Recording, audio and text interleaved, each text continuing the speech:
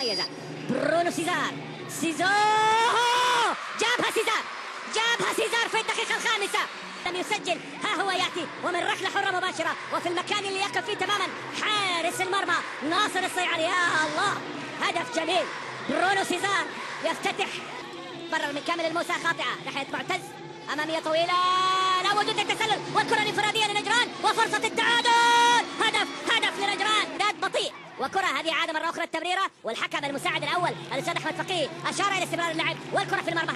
هدف التعادل لنجران، كرة خلف أسامة هوساوي وانفراد ممتاز من حمزة الدردور، ووضع الكرة بشكل جميل حتى مع تقدم حارس المرمى، ولكن حمزة يضعها بعناقة، وكرة من فوق حارس المرمى، كرة لوب جميلة جدا من قبل حمزة الدردور، تنفيذ من مسافة 32 متر عن مرمى الحارس ناصر الصيعري. برونو سيدي يرفع كرة عالية داخل منطقة الزاعدون، والكرة في المرمى.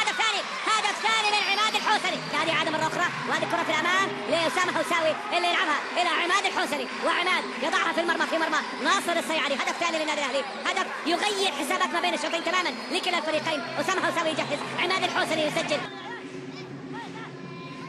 عالية داخل منطقة الجزاء، والكرة تتخلص من الدفاع، تصل بالصدر. برونو،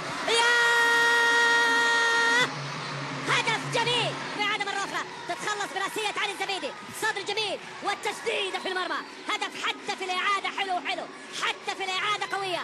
برونو سيزار يظهر بعد تعطش كبير من جمهور النادي الأهلي للاعب بهذه البراعة، وما شاء الله بهذا الجمال وبهذا التسديد والتهديد. كرة ملعوبة متابعة للنادي الأهلي، عرضية فيكتور سيموس ممتازة، والتمريرة ومنصور عرضية سيموس.